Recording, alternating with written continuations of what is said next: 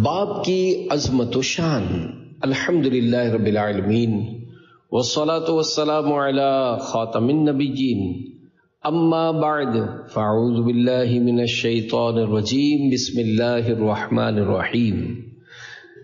باپ کی عظمت و شان، یہ بیان مبلغ دعوت اسلامی و رکن شورا حاجی ابو مدنی عبدالحبیب عطاری مدظ اللہ العالی نے پہلی صفر المظفر 1442 ہجری بمطابق 18 ستمبر 2020 عیسوی کو فیضان اعلیٰ حضرت مسجد منظور کالونی کراچی میں اپنے والد مرحوم کی برسی کے موقع پر ان کے ایصال ثواب کے لیے منعقد کیے جانے والے عاشقان رسول کے سنت و برے اجتماع میں فرمایا، جب آپ کا یہ بیان مدنی چینل پر آن ایئر ہوا تو امیر اہل سنت حضرت علامہ محمد الیاس عطار قادری رضوی دامت برکاتہم العالیہ نے آپ کو دعاؤں سے نوازا اور اس مواد پر تحریری صورت میں بھی رسالہ آنے کی خواہش کا اظہار فرمایا۔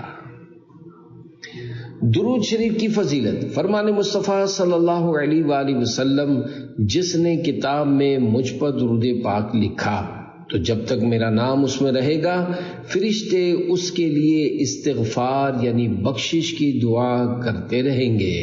صلو علی الحبیب صلی اللہ علی محمد۔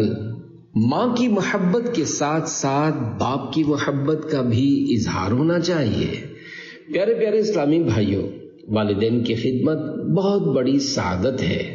بعض لوگ ماں باپ کی خدمت اور برکت سے بہت دور رہ جاتے ہیں۔ وہ اس بات کو سمجھ نہیں پاتے کہ یہ کتنی بڑی ہستیاں ہیں۔ ماں کے بارے میں تو ہم بہت سنتے رہتے ہیں کہ ماں کی دعا جنت کی ہوا، ماں کے قدموں تلے جنت ہے، ماں کے قدموں کو جنت کی چوکھٹ فرمایا گیا۔ ماں ہی ہوتی ہے، اس بات میں کوئی شک نہیں کہ ماں کا کسی سے موازنہ نہیں کیا جا سکتا۔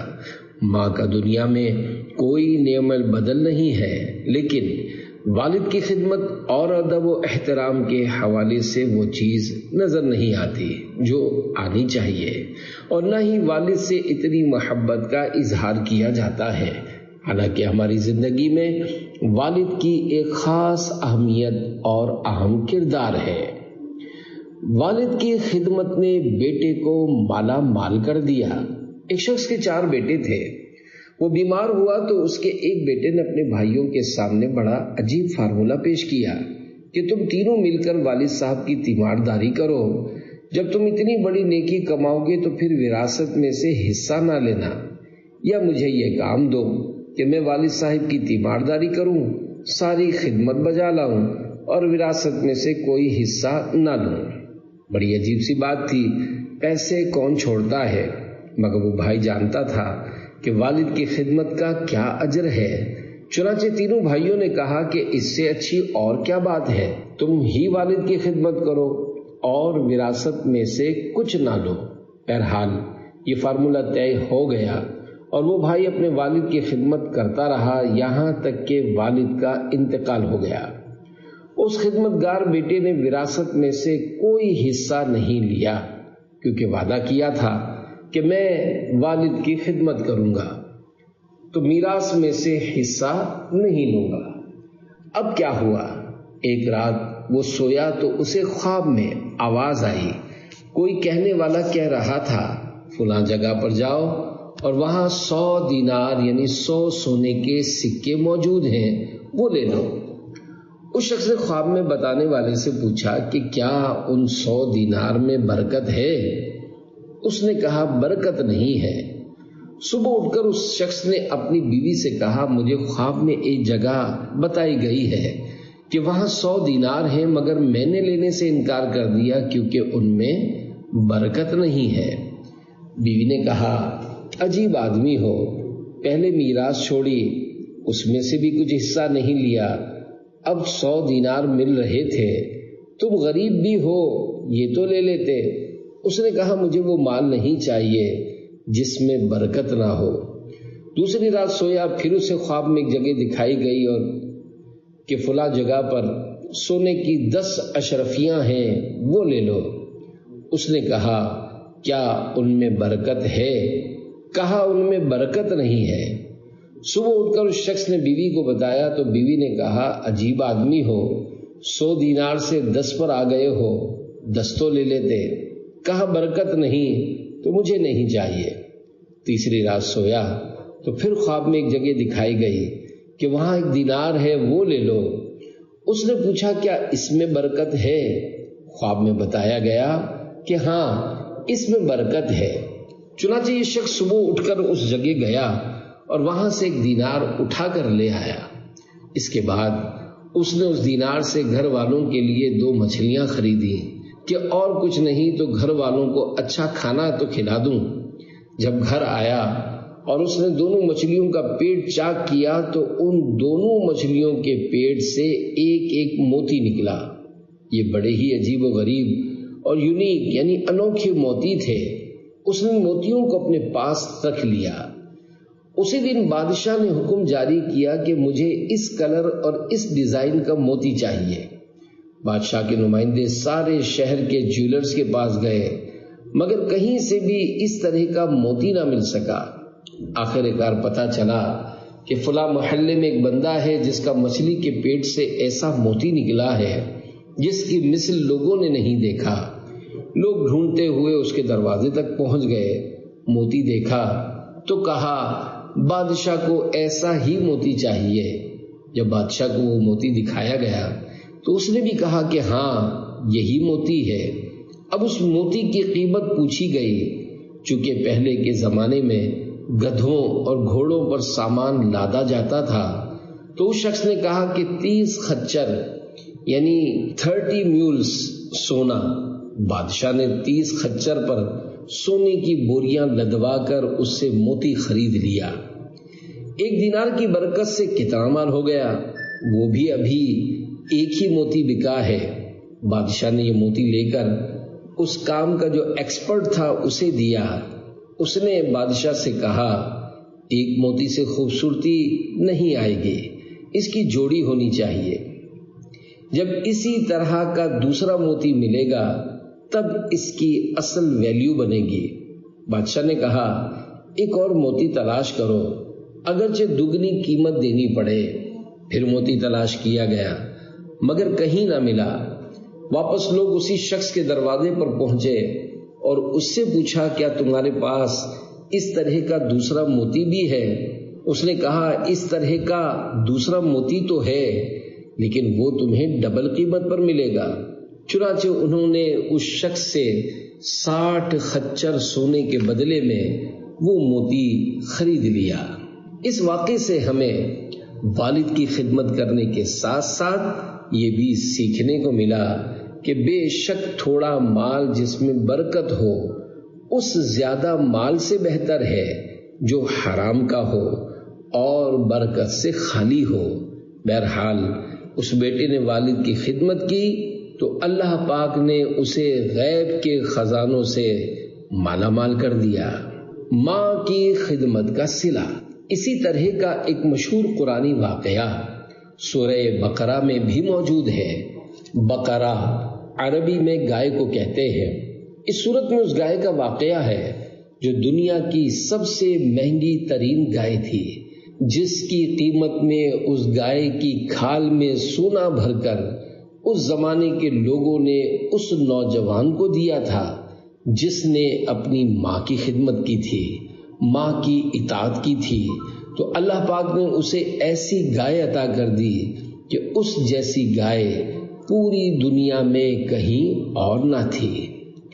اس قرآن واقعے اور اس سے حاصل ہونے والی بہت سی عبرت انگیز اور نصیحت آمیز باتیں معلوم کرنے کے لیے مکتبۃ المدینہ کی کتاب عجائب القرآن مع غرائب القرآن کے صفحہ 37 تا 41 کا مطالعہ کیجیے۔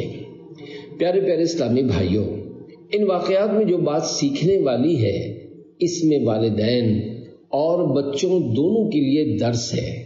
والدین کہتے ہیں کہ بچوں کے لیے بہت کچھ چھوڑ کر جانا ہے۔ ارے بھائی، بچوں کے لیے تو کما رہا ہوں، بچوں کے لیے ایک گھر بنانا ہے، فیکٹری بنانی ہے، یہ نہیں سوچتے کہ بچوں کے لیے حلال کما رہے ہیں یا حرام، بچوں کی تربیت کیا کر رہے ہیں۔ یاد رکھیے، جو شخص بچوں کے لیے مال چھوڑ کر جائے اور بچوں کی تربیت نہ کرے تو وہ اس مال سے حرام کام کریں گے تو عذاب اسے ملے گا۔ حضرت سیدنا عمر بن عبدالعزیز رحمۃ اللہ علیہ کے بارے میں آتا ہے، جب آپ دنیا سے جانے لگے تو آپ کے پاس بہت تھوڑا سا مال تھا۔ کسی نے کہا آپ نے اپنے بچوں کے لیے کچھ نہیں چھوڑا۔ آپ رحمۃ اللہ علیہ نے کیا شاندار جواب دیا کہ اگر میرے بچے اللہ پاک کے نافرمان ہیں تو ان کے لیے کچھ چھوڑ کر جانا درست ہی نہیں کہ وہ اسے غلط کاموں میں خرچ کریں گے، اور اگر اللہ پاک کے فرما بردار ہیں تو اللہ پاک اپنے غیب کے خزانوں سے انہیں عطا فرمائے گا، انہیں خود ہی غنی کر دے گا اور ان کی روزی میں برکت ڈال دے گا۔ حلال تھوڑا بھی ہو اس میں برکت بہت ہوتی ہے۔ یہاں دو باتیں قابل ذکر ہیں۔ پہلی بات، نیک اولاد جو والدین کے چھوڑے ہوئے مال کو صحیح طریقے سے استعمال کرے، اور دوسری بات مال حلال۔ اگر حلال مال تھوڑا بھی ہو تو اللہ پاک اس تھوڑے مال میں بھی اولاد کے لیے برکت ڈال دیتا ہے۔ دنیا میں کئی ایسی مثالیں موجود ہیں کہ اربوں پتی لوگ اپنے بچوں کے لیے بہت بڑا بزنس یعنی کاروبار چھوڑ کر دنیا سے جاتے ہیں۔ ان کے بچے غلط کاموں میں لگے ہوتے ہیں، تھوڑے ہی عرصے میں سارے بزنس کا بیڑا غرق ہو جاتا ہے۔ مگر غریب آدمی بعض اوقات دنیا سے جاتا ہے، اس کی اولاد نیک ہوتی ہے، اللہ پاک انہیں ایسا نوازتا ہے اور ان کے مال میں برکت ڈال دیتا ہے کہ وہ اپنے والد سے بھی کاروبار میں آگے نکل جاتے ہیں۔ اللہ پاک سے حلال روزی مانگنی چاہیے کہ مولا جو بھی دے حلال دے، برکت والا دے، خیر اور سکون والا دے۔ حلال بھلے تھوڑا بھی ہو وہ بہت برکت والا ہوتا ہے۔ کئی کروڑ پتی لوگ ایسی بیماریوں میں مبتلا ہوتے ہیں کہ رات بھر سو نہیں سکتے، جبکہ ایک ٹھیلا لگانے والا غریب آدمی رات کو سکون کی نیند سوتا ہے، 5 وقت کا نمازی ہوتا ہے اور اس کے بچے فرما بردار ہوتے ہیں۔ معلوم ہوا کہ اصل چیز پیس آف ہارٹ، دل کا سکون ہے۔ نوٹیں ضروری نہیں، دل کا سکون ضروری ہے۔ والد سایہ دار درخت ہے۔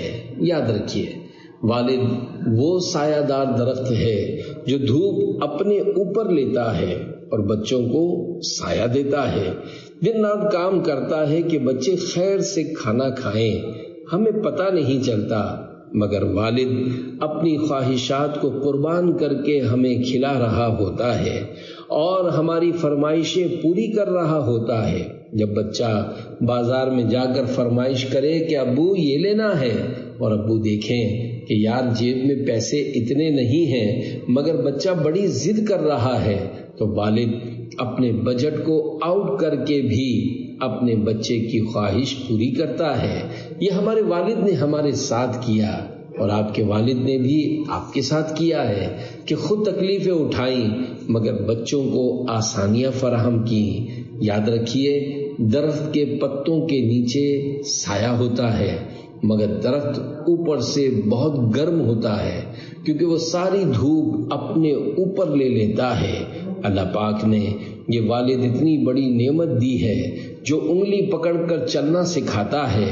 والد ہمیشہ چاہتا ہے کہ میرا بیٹا ترقی کرے۔ دنیا میں عموماً لوگ کسی کو ترقی کرتے ہوئے دیکھنا پسند نہیں کرتے، لوگ حسد کا شکار ہو جاتے ہیں، مگر باپ وہ ہستی ہے جب اس کا بیٹا ترقی کرتا ہے تو اسے خوشی ہوتی ہے، کیونکہ والد اور اولاد کا جو رشتہ ہے وہ بے لوث رشتہ ہے۔ وہ اپنے غم سہے گا مگر اپنے بچوں کو غمگین نہیں ہونے دے گا۔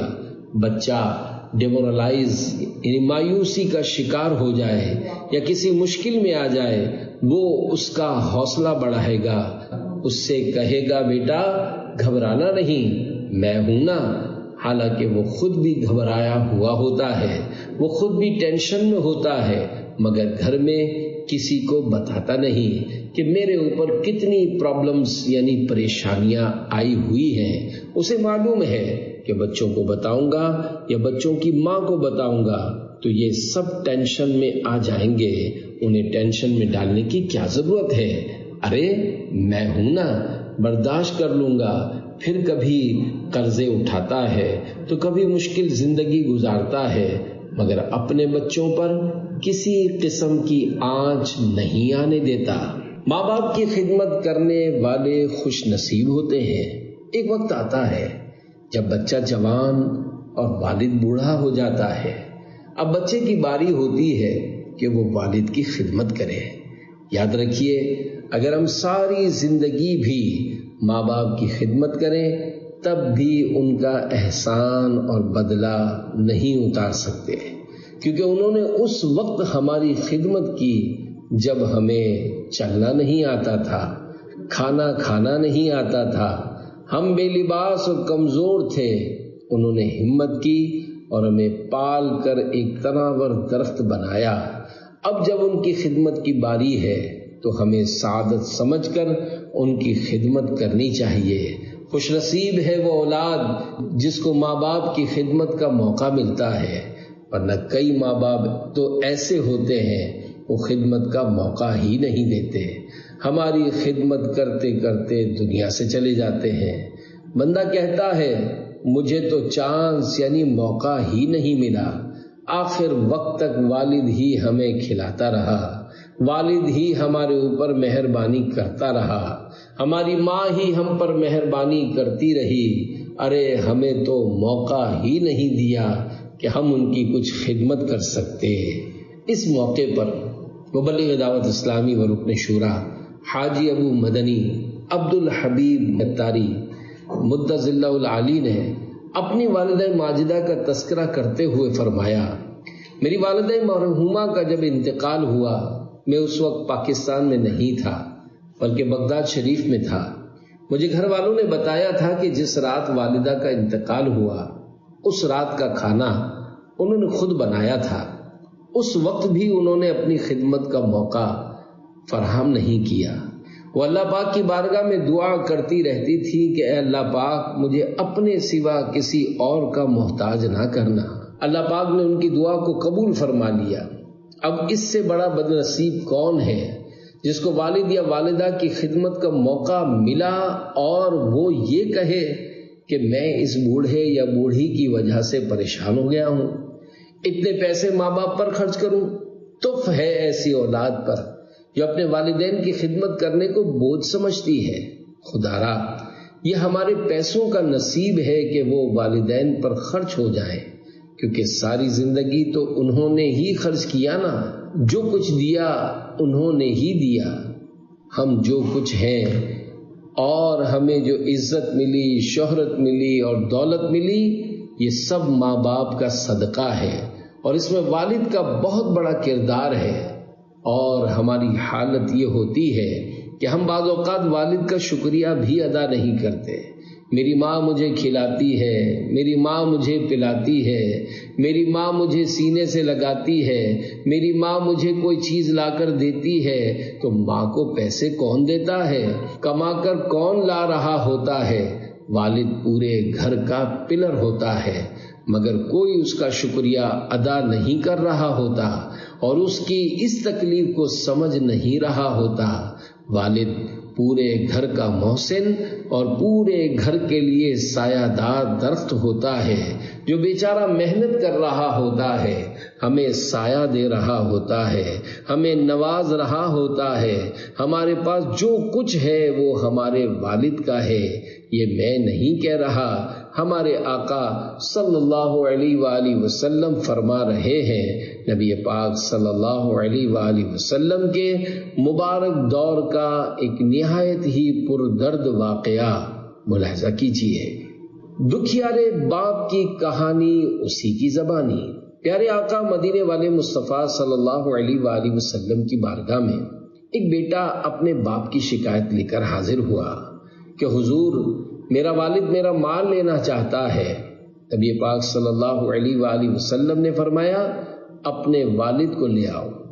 والد کو لے کر آئے تو نبی پاک صلی اللہ علیہ وآلہ وسلم نے فرمایا تمہارا بیٹا کہتا ہے کہ تم اس کا مال لینا چاہتے ہو؟ اس نے عرض کی حضور اس سے یہ بھی تو پوچھیں کہ مال لے کر کیا کرتا ہوں، اس سے پیسے مانگ کر ان پیسوں کا کیا کرتا ہوں؟ اپنے عزیز و اقارب کی مہمان نوازی کرتا ہوں اور اپنے بال بچوں کی ضروریات پر خرچ کرتا ہوں۔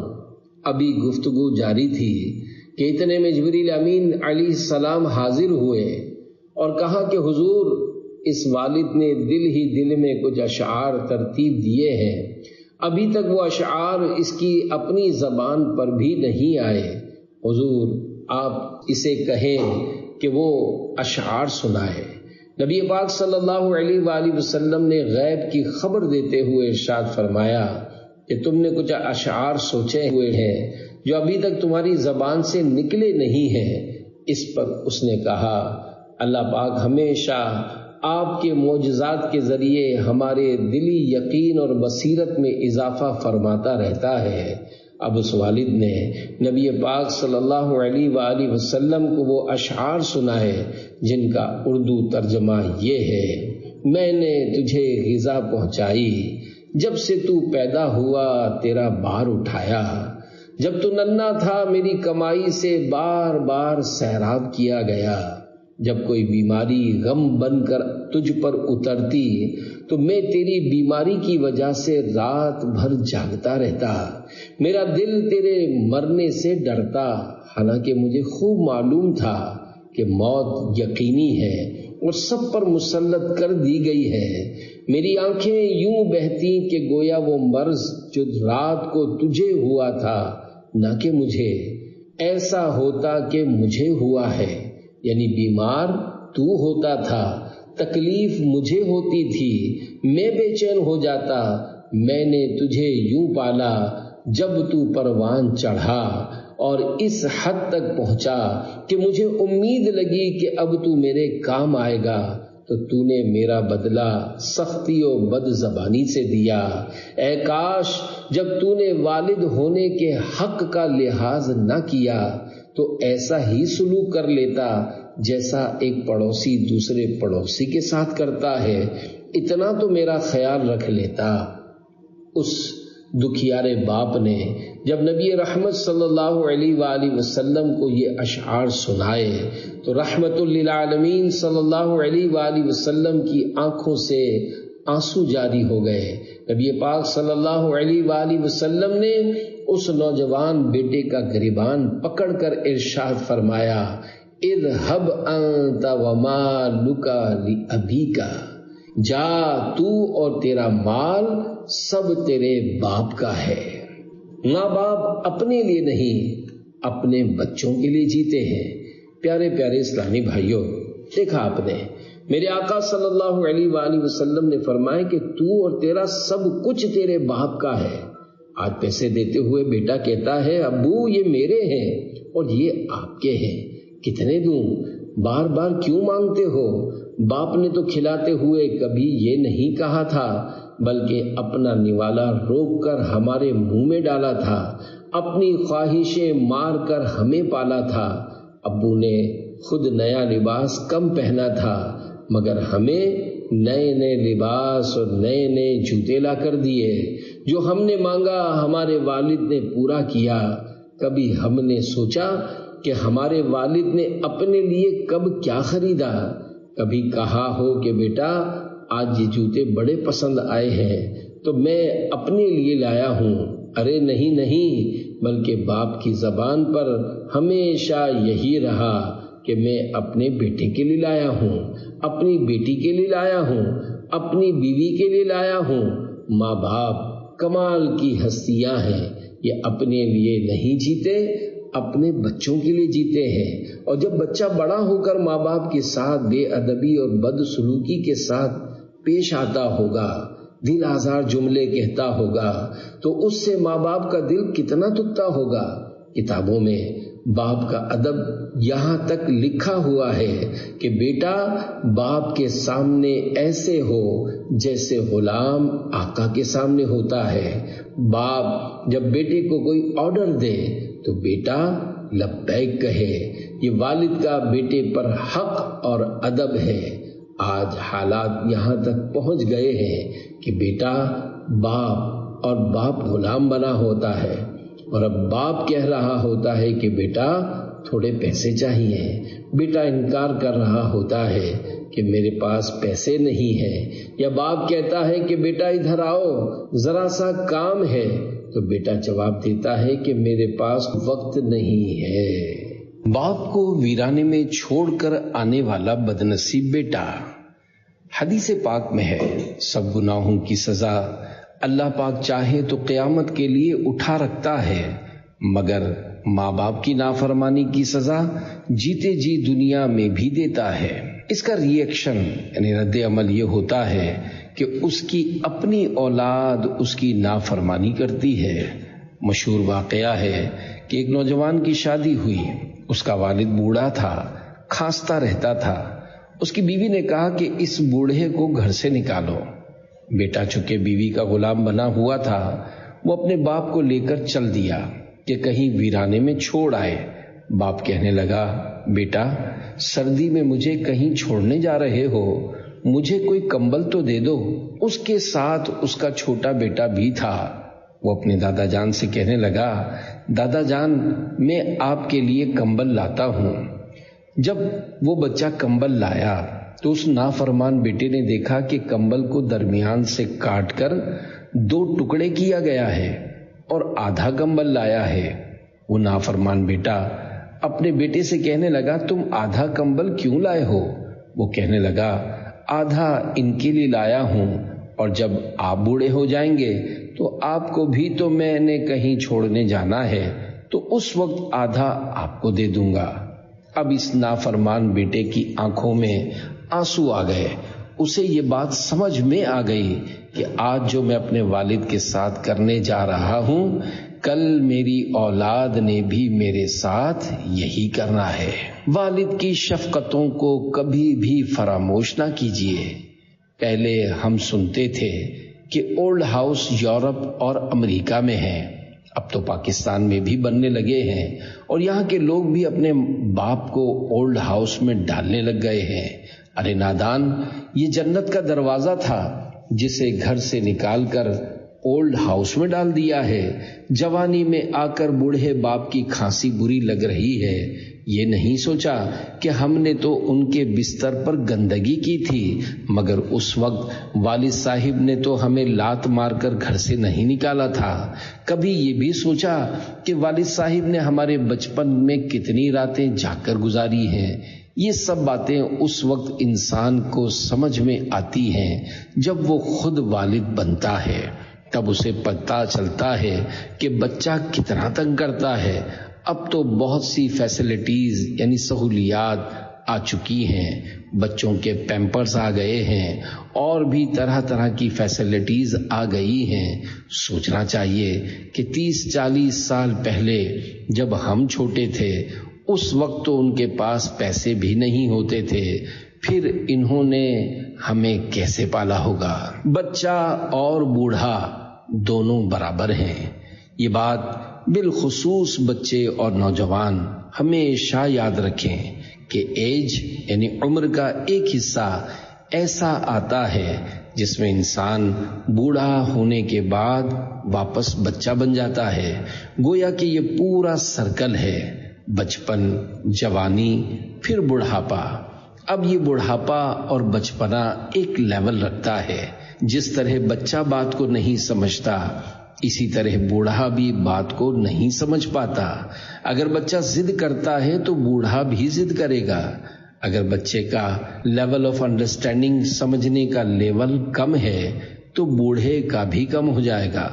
ہم کہہ رہے ہوتے ہیں کہ ابو ہو کر اتنی ضد کرتے ہیں، ارے بھائی ان کو اب 60 سال کا مت سمجھو، بلکہ انہیں 6 سال کا سمجھو۔ 6 سال کا بچہ جب ضد کرتا ہے کہ مجھے فلاں چیز چاہیے تو اس وقت بچے سے کون لڑتا ہے، بلکہ اس پر پیار آتا ہے۔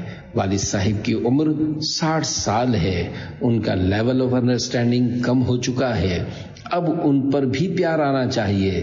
جب والد صاحب بھی بار بار ضد کریں یا بات نہ مانیں تو اس وقت سمجھ لینا چاہیے کہ 6 سال کے بچے سے بات کر رہا ہوں۔ اس طرح کرنے سے والد صاحب کی خدمت کرنا بھی آسان ہو جائے گا اور ان کی کوئی بات بھی بری نہیں لگے گی۔ عموماً غصہ اسی بات پر آ رہا ہوتا ہے کہ یہ میری بات کو سمجھ کیوں نہیں رہے۔ اولاً تو غصہ آنا ہی نہیں چاہیے۔ بد نصیب ہیں وہ لوگ جو اس عمر میں والدین سے بدتمیزی کر جاتے ہیں۔ جیسا کرو گے ویسا بھرو گے۔ منقول ہے کہ ایک بیٹا اپنے باپ سے تنگ آ گیا۔ اس نے اپنے باپ کو گاڑی میں بٹھایا اور منصوبہ بنایا کہ فلاں نہر کے کنارے پہنچ کر اسے دھکا دے دوں گا۔ جب وہ اپنے باپ کو لے کر اس نہر کے پل پر پہنچا تو باپ سمجھ گیا اور کہنے لگا، بیٹا یہاں نہیں، تھوڑا آگے چل کر جہاں پانی گہرا ہے وہاں سے مجھے دھکا دینا۔ بیٹا کہنے لگا، یہ آپ کیا کہہ رہے ہیں؟ وہ کہنے لگا، کیونکہ میں نے بھی اپنے باپ کو اسی جگہ دھکا دیا تھا۔ آج جو تم میرے ساتھ کرنے جا رہے ہو، میں نے بھی اپنے باپ کے ساتھ یہ کیا تھا جس کا بدلہ مجھے مل رہا ہے۔ جیسی کرنی ویسی بھرنی۔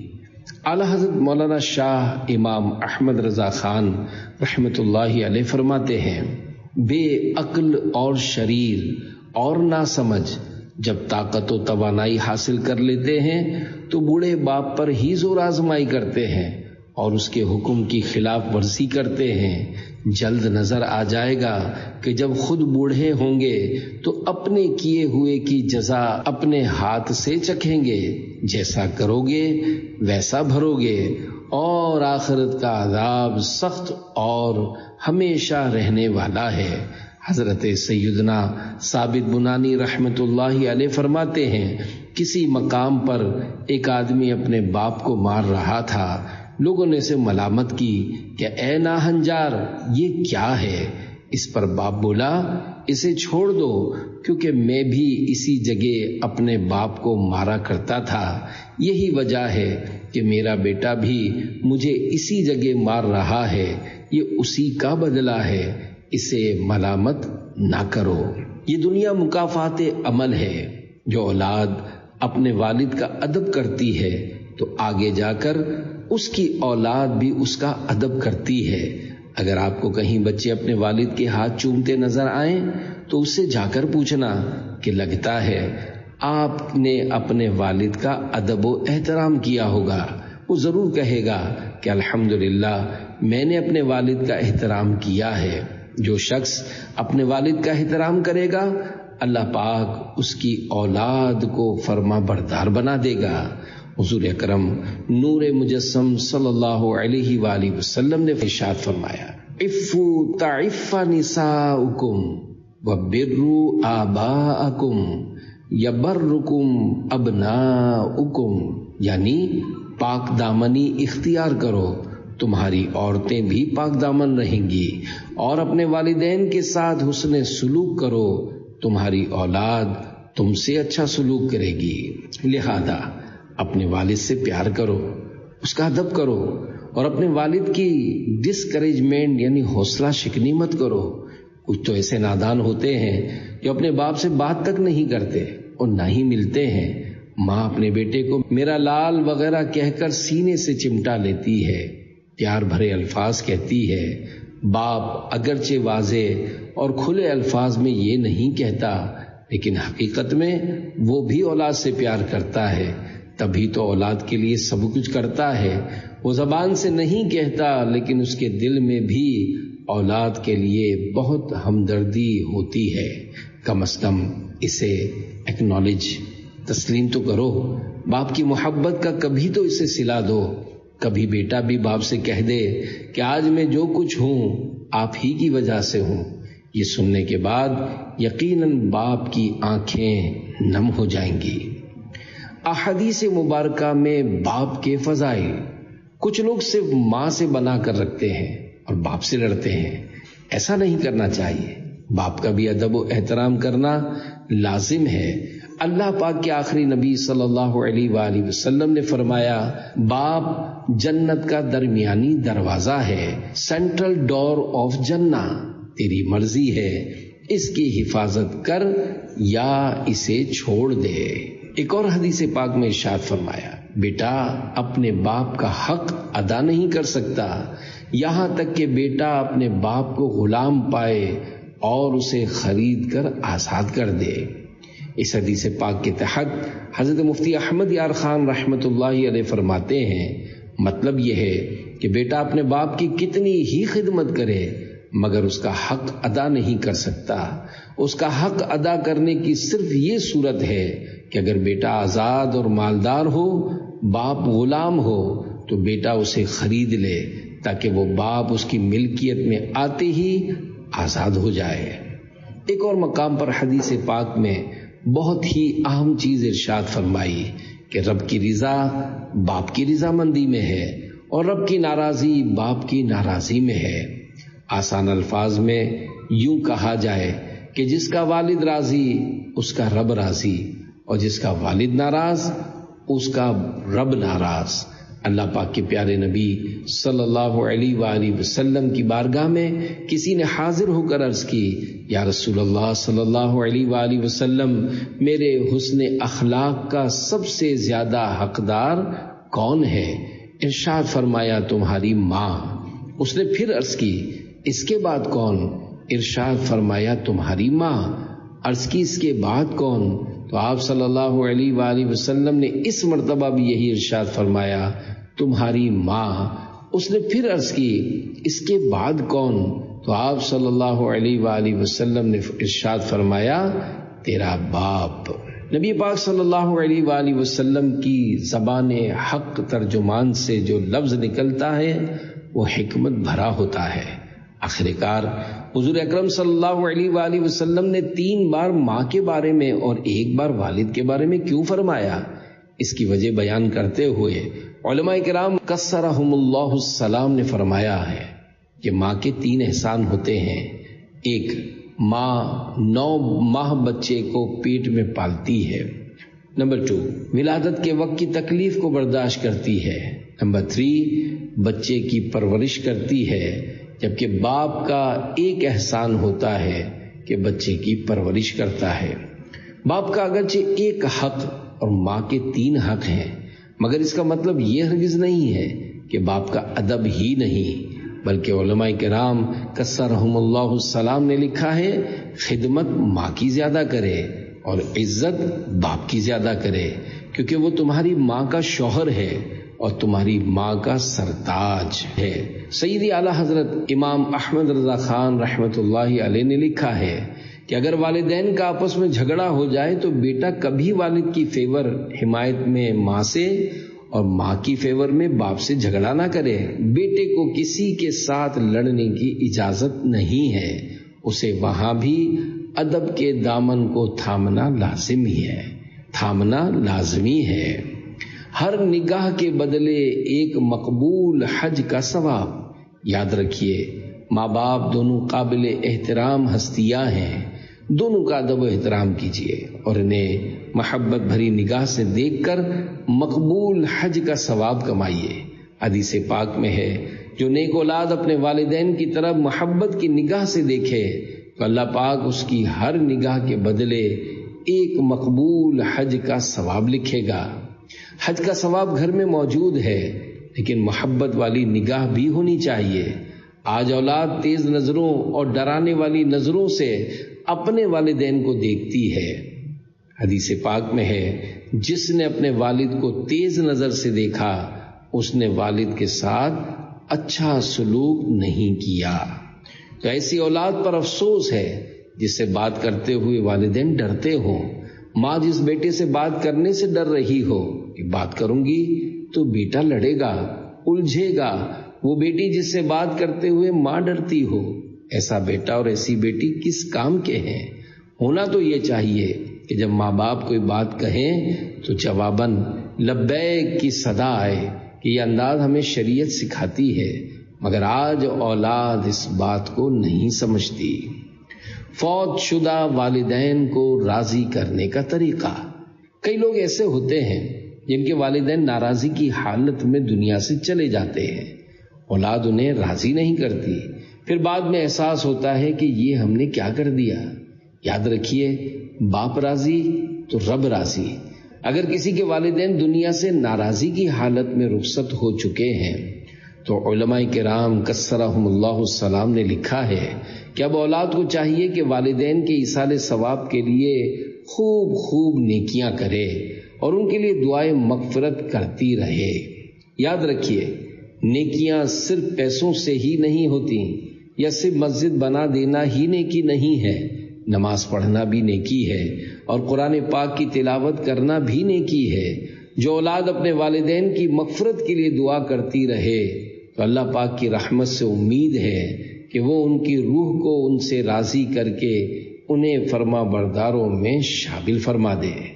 نبی اکرم صلی اللہ علیہ وآلہ وسلم نے فرمایا، جو اپنے ماں باپ یا ان میں سے ایک کی قبر کی ہر جمعہ میں زیارت کیا کرے تو اس کی بخشش کی جائے گی اور وہ بھلائی کرنے والوں میں لکھا جائے گا۔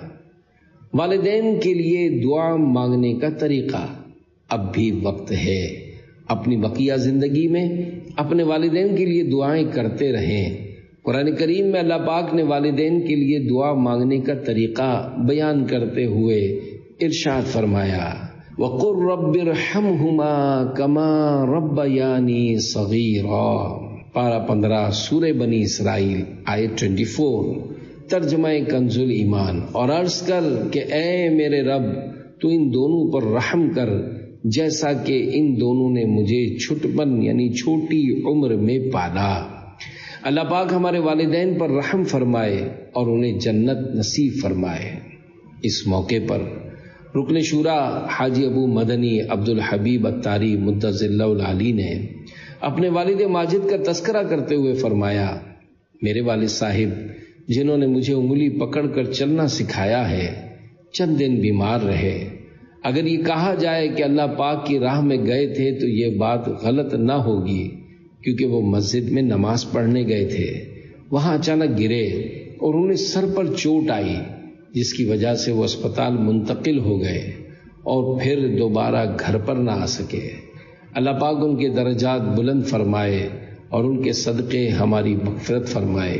واقعی والدین عظیم ہستیاں ہیں، اللہ پاک ہمیں ان عظیم ہستیوں کی قدر نصیب فرمائے۔